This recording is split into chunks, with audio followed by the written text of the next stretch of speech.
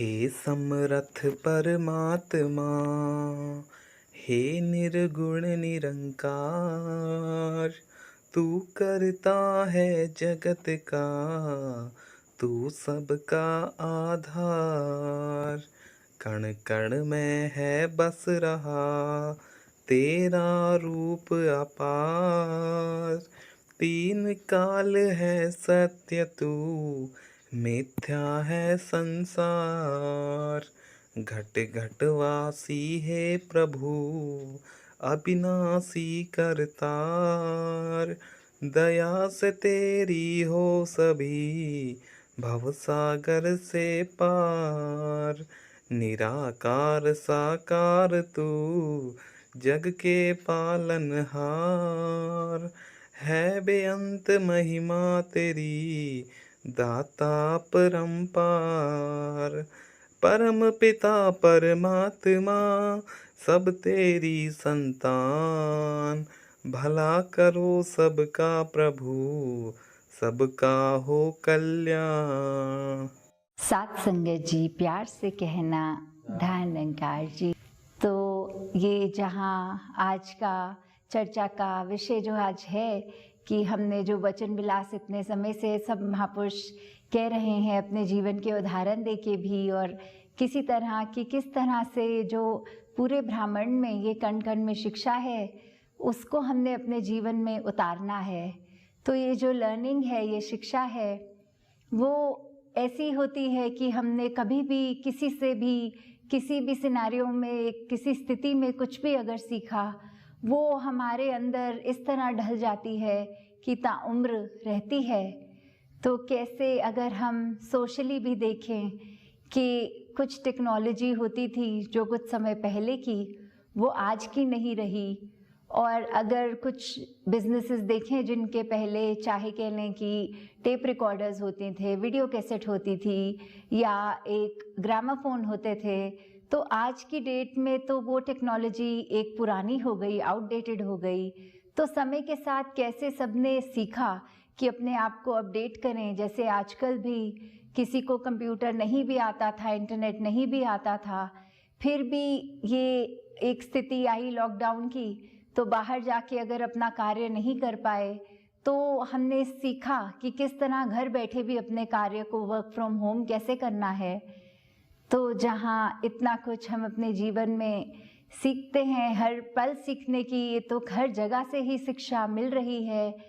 तो कैसे हमने ये चुनाव भी करना है कि कौन सी शिक्षा रखनी है और कौन सी शिक्षा नहीं लेनी, वो भी बहुत ही एक इम्पॉर्टेंट एस्पेक्ट कि कैसे अगर हम देखें तो कोई भी चीज़ का उदाहरण लें तो उसके प्रोज एंड कॉन्स होते हैं कि एक हमने अगर ये चीज़ करनी है उसको हम एनालाइज करते हैं कि हम ऐसा करेंगे तो इसके ये फ़ायदे हैं और ये नुकसान हैं।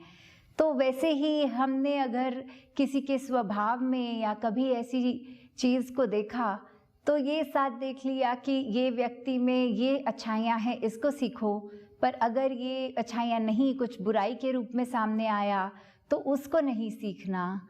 जैसे एक उदाहरण ये भी हो सकता है, अगर किसी का बिजनेस होता है और अच्छा खासा एक बड़े स्केल का, तो कोई पत्रकार कभी उस पे जाते हैं और पूछते हैं आपने जीवन में ऐसा इतना बड़ा ये सीखा किससे, तो वो आगे से व्यक्ति ऐसे भी बोलता है कि सीखा तो बहुत एस्पेक्ट्स थे। कभी कस्टमर से सीखा कि उसकी चाहत क्या है तो प्रोडक्ट को थोड़ा चेंज किया, या फिर कभी ये भी सीखा कि क्या हम गलतियां कर रहे थे, ऐसा दे रहे थे जो ठीक नहीं थी, तो वो भी सीखा कि क्या रखना है अपने व्यापार के अंदर और क्या हटाना है।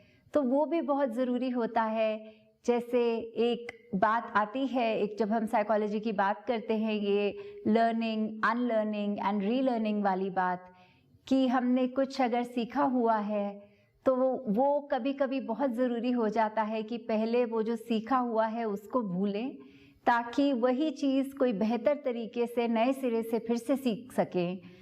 तो कभी उदाहरण ये भी देखें कि अगर एक पानी का अगर हम बात करें, एक ग्लास में पड़ा हो, तो वो अगर पूरी तरह भर चुका है तो उसमें और पानी कैसे डालें, तो पहले ये सीखना होगा कि वो भरे हुए पानी को ग्लास से गिराया जाए और फिर उसके अंदर नया पानी डाला जाए, तो जो एक कह लें खराब पानी था, जो एक पीने के लायक नहीं था, उसको हमने गिरा दिया और फिर जो उसके अंदर डाला वो स्वच्छ पानी डाला।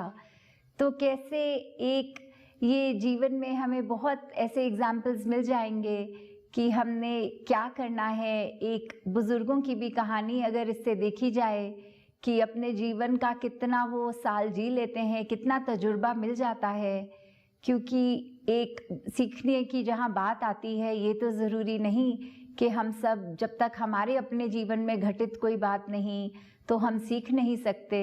वो तो कितनी बुक्स में से भी काफ़ी कुछ सीखने को मिलता है, कितने एक एक्सपीरियंस से भी। तो जहाँ बुज़ुर्गों का तजुर्बा की भी बात आती है कि इतना जीवन उन्होंने जी लिया होता है, तो उनसे भी, उनके सिर्फ बातों से, उनकी से ही कितना सीखने को मिल जाता है। तो एक बुज़ुर्गों की ही कहानी अगर देखी जाए और उनसे उनके परिवार वाले पूछते हैं कि जीवन में आपने क्या एक सारांश में समझाइए हमारे लिए, तो एक उसमें से बोलता है कि ये इतने चैलेंजेस आए, एक ये इतनी मुश्किल घड़ियाँ आई, कोई समय तो ऐसे था कि प्रतिदिन एक नई समस्या आती थी सामने, फिर भी उसको कैसे हमने ओवरकम किया, हमने कैसे बाधाओं के बावजूद उनको ऊपर से उसके लांग गए, वो निकल गई। तो इससे मैंने तो जीवन में ये सीखा कि एक जीवन बहुत ही खूबसूरत है और बहुत पॉजिटिव बातें जीवन के बारे में, संघर्ष के बारे में वो बुज़ुर्ग सुनाता है अपने बच्चों को।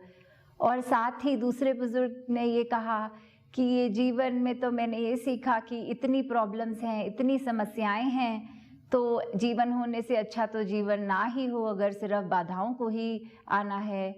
तो कैसे एक ही स्थिति में भी कई बार दो माइंडसेट्स हो जाते हैं। तो वो चॉइस हमारी है कि हमने सीखना क्या है, छोड़ना क्या है। जैसे कभी कोई अगर हमसे ऐसी बात भी कर जाता है जो बहुत ही दिल पे चोट पहुंचाने की बात है, तो दिल तो ऐसा करता है कि अभी रिएक्शन के तौर पे अगर उसने एक शब्द बोला है जिसने मेरे दिल को ठेस पहुंचाई है, तो मैं दो शब्द ऐसे उसको सुनाऊं जो उसके दिल तक चोट पहुंचाए, ताकि उसको भी तो एहसास हो कि चोट पहुंचती है जब दिल पे तो कैसा फील होता है, कैसा एहसास होता है। पर उस समय अगर इस स्थिति से हम ये सीखें कि जब हमें चोट पहुंची तो हमें तो एहसास हुआ, कैसा फील होता है, अंदर से एक दर्द होता है जब दिल पे, तो कैसा महसूस होता है, तब कैसे हम अपने अंदर को काबू अगर उस समय रखें और उस व्यक्ति को आगे से कुछ ऐसा ना कह दें, उससे हमारी ही शिक्षा है कि हमने इस बात के लिए सेंसिटिविटी भी रखी कि जब दुखता है तो हर एक को एक जैसा दर्द होता है, तो फिर अगर मुझे इतना दुखा है तो मेरे बोलने से अगले को कितना दुखेगा। तो ऐसे जहाँ हमने छोटी छोटी बातों पे गौर करना है, ये शिक्षा मिलती है। चाहे कई बार शिक्षा उसी में है कि किसी ने कुछ बोला और हमने माना, तो ये जो सत्वचन का भाव भी, कि कई बार होता है कि अगर हमारा दिमाग कोई एक चीज़ को मान नहीं रहा, पर किसी संत ने ये कह दिया कुछ ऐसा और मन से अगर उसी तरफ आया कि ये गुरु रूप बोल रहे हैं तो एक सत्वचन करो और वो चीज़ करो, तो फिर कैसे उस बात में भी शिक्षा है कि एक बात मानने वाली चीज़ की शिक्षा। तो कैसे हमारा मन जो इतना अभिमानी हो जाता है, कई बार वो ये सोचने लगता है कि मुझसे ज़्यादा समझ तो किसी को नहीं है, चाहे नॉलेज हो ना हो। जैसे कई बार तो ये भी देखा गया है कि चाहे नॉलेज ना हो फिर भी अपनी बुद्धि पे एक ऐसा ढक्कन लगा देते हैं सब, कि एक कुएं के मेंढक वाला स्थिति जो आता है कि फिर लगता है कि इतना बड़ा समुंदर और दायरा इतना छोटा। तो वैसे ही हमारी थॉट्स की अपने आप को इतना मैग्नीफाई अपने ही दिमाग में किया होता है, अब इतना श्रेष्ठ खुद को मान लिया, तो फिर लगता है कि और किसी को क्या पता होगा, किसी तरह के अभिमान आ जाते हैं। तो दातार कृपा करे कि जीवन में हर एक के जहाँ सेवा, सुमिरन और सत्संग के पहलू और ज़्यादा मजबूत हों, वहाँ एक हर चीज़ में भी ये शिक्षा हमें मिल सकती है। किसी से भी, सिर्फ हम मनुष्य तक भी नहीं रिस्ट्रिक्टेड, यहाँ तो ब्राह्मण से सीख लेने की बात है। तो उसी तरह हमें क्या शिक्षा किससे लेनी है, किसकी क्या अच्छाई है, उसको अपनाते चले जाएं। और जो भी किसी की नेगेटिविटी है वो अपनाने की हमें ज़रूरत नहीं, वो सीखने की नहीं। तो दातार कृपा करे कि हमारे अंदर ऐसी शिक्षाएं, ऐसी लर्निंग्स बैठें जो वाकई ही मानवता के लिए हम एक पॉजिटिव कंट्रीब्यूशन ही कर पाएँ। दातार सभी पे कृपा करे। सात संगत जी, धन निरंकार जी।